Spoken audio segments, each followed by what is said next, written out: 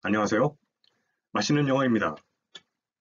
이번 시간은 문법이 아닌 어법이다. 10번째 시간인데요. 많은 분들께서 어려워하시는 분사, 그러니까 과거 분사와 현재 분사에 대해 살펴보겠습니다. 먼저 분사에 대해 정리를 해볼 텐데요. 분사는 한마디로 동사의 형용사화, 그러니까 동사를 형용사처럼 사용하려고 만들어 놓은 표현인 겁니다. 그래서 분사는 상황에 따라 상태, 그러니까 진행인지 완료인지를 표시해주거나 어휘수식, 즉 무언가를 꾸며주는 역할을 하는 거죠. 그럼 계속해서 다음 내용을 보시겠습니다. 본격적으로 과거 분사와 현재 분사에 들어가기에 앞서 이 둘을 비교해 보았는데요. 보시는 것처럼 과거 분사는 ED의 형태로 무엇을 한 또는 무엇을 한 상태라는 의미이기 때문에 완료 이미지가 들어있고요. 현재 분사는 ing 형태로 무엇을 하는 또는 무엇을 하는 중이라는 의미이기 때문에 진행의 이미지가 담겨 있는 겁니다. 하지만 둘 다 동사를 형용사처럼 사용하려고 만든 표현인 만큼 동사와 형용사의 성질을 함께 가지고 있는 거죠. 그래서 it라는 동사를 예로 들면은 과거 분사는 무엇을 한 또는 무엇을 한 상태의 의미가 담겨 있어야 되니까 먹은이 되고요. eating은 무엇을 하는 중 또는 무엇을 하는의 의미가 담겨 있으니까 먹고 있는, 먹는 정도의 의미가 되는 겁니다. 이해되시죠? 언제나 과거 분사나 현재 분사는 이 의미라는 것을 명심하시기 바랍니다.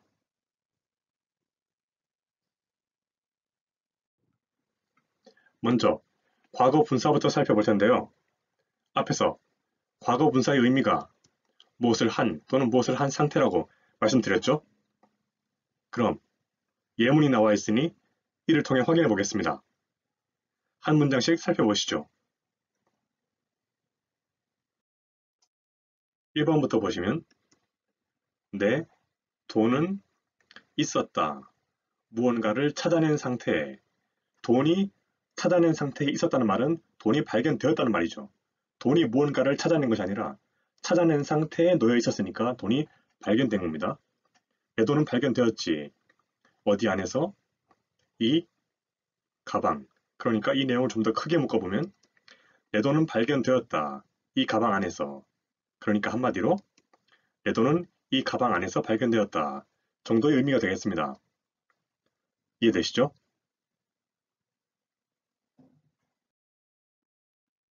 2번 문장을 보시면 난 무엇을 가지게 했다. 내 운전면허증, 무언가를 가로챈 상태. 그러니까 내가 가지게 한 것은 내 운전면허증을 가로챈 상태에 놓여 있는 것을 가지게 한 것이니까 누군가가 내 운전면허증을 가로챈 상태에 있다는 말이 되는 겁니다.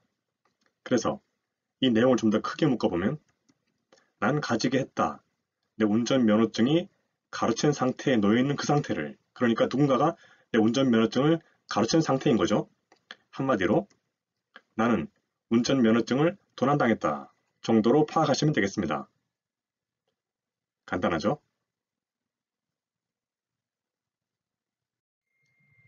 3번 문장을 보시면 이 책, 무엇을 쓴 상태에 있는 무엇 안에서 서두름, 그러니까 서두름 안에서 쓰여진 이 책, 그러니까 서둘러서 쓴 이 책이 가지고 있다. 얼마 안 되는 실수들, 그러니까 급하게 쓰여진 책이지만 실수가 얼마 안 된다. 실수가 거의 없다. 그런 내용입니다. 그래서 이 내용을 좀 더 크게 묶어보면 이 책, 쓰여진, 급하게 쓰여진 이 책은 가지고 있어.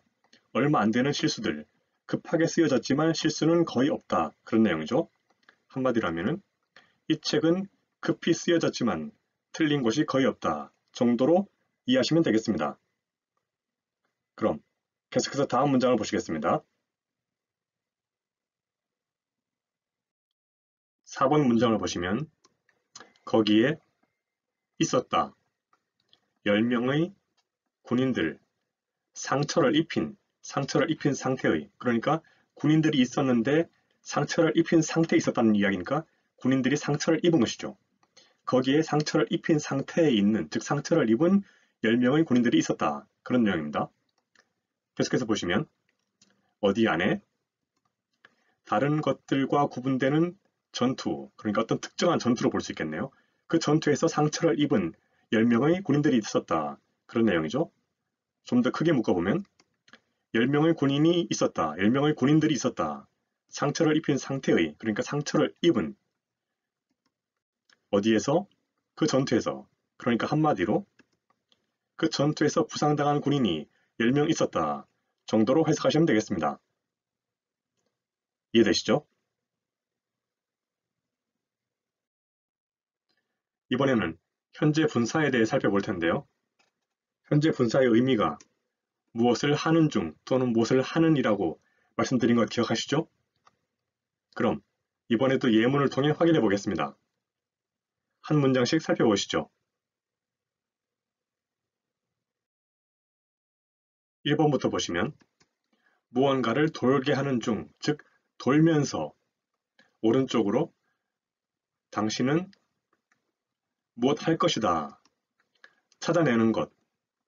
하나의 작은 모텔. 그러니까 오른쪽으로 돌면 당신은 찾아낼 것이다.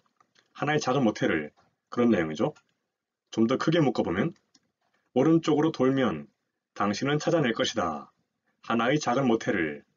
이런 내용이 되어서요. 한마디로 하면은 우회전하면 작은 모텔이 하나 보일 겁니다. 정도의 내용이 되는 겁니다. 이해되시죠? 2번 문장을 보시면 무엇을 보게 해라. 무언가를 콕 찍어서 그 또는 저 잠자는 중인 아기, 그러니까 저 잠자는 아기를 콕 찍어서 봐라. 그러니까 저 잠자는 아기를 봐라. 그런 내용이죠. 좀 더 크게 묶어보면 무엇을 콕 찍어서 봐라. 저 잠자는 아기. 그러니까 한마디로 저 잠자는 아기를 봐라. 이런 내용인데요. 그 또는 저로 해석이 되는 것은 어떤 사람 입장에서는 그 아기가, 다른 사람 입장에서는 저 아기가 될 수 있는 것이죠. 그러니까 그 아기나 저 아기나 결국 같은 의미가 되는 겁니다. 하나의 대상을 바라보는 관점이 다르기 때문에 나한테는 그 아기인데 이 사람에게는 저 아기가 될 수 있는 것이니까요. 같은 말이죠. 그럼 계속해서 다음 문장을 보시겠습니다. 3번 문장을 보시면 거기에 있는 중 부정하는, 그러니까 아예 존재하지 않는 거죠. 택시, 그러니까 거기에 존재하지 않는 택시, 거기에 택시가 없어서, 한 대도 없어서 나는 가지고 있었다.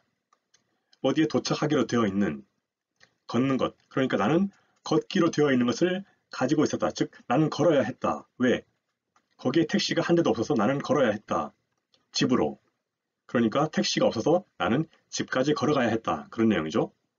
좀 더 크게 묶어보면 택시가 없어서 나는 무엇을 하기로 되어 있는 상태를 가지고 있었다. 즉 무언가를 해야 했다. 집으로 걷는 것, 즉 나는 집으로 걸어야만 했다. 택시가 없었으니까요.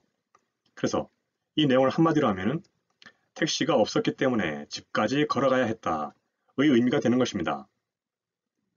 이해되시죠?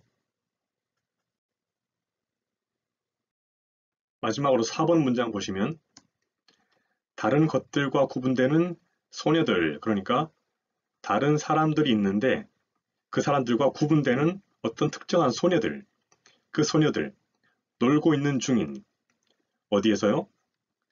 다른 것들과 구분되는 정원, 그러니까 어떤 특정한 정원이죠. 그 정원에서 다른 사람들과 구분되는 어떤 특정한 소녀들, 그러니까 정원에서 놀고 있는 저 소녀들이 있잖아. 나의 사촌들이야. 그러니까 정원에서 놀고 있는 저 소녀들이 바로 내 사촌이야. 그런 내용이죠. 좀 더 크게 묶어보면 그 소녀들, 정원에서 놀고 있는, 있잖아. 나의 사촌들. 그러니까 한마디로 정원에서 놀고 있는 저 소녀들은 내 사촌들이야.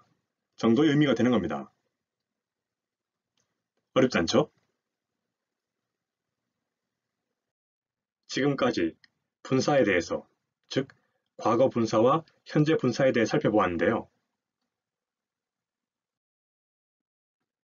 이 내용을 정리해보면 분사란 동사를 형용사처럼 쓰려고 만든 것이어서 동사와 형용사의 성질을 함께 가지고 있다는 것과 과거 분사는 무엇을 한 또는 무엇을 한 상태, 현재 분사는 무엇을 하는 중 또는 무엇을 하는의 의미라는 것만 알고 계시면 될 것 같습니다.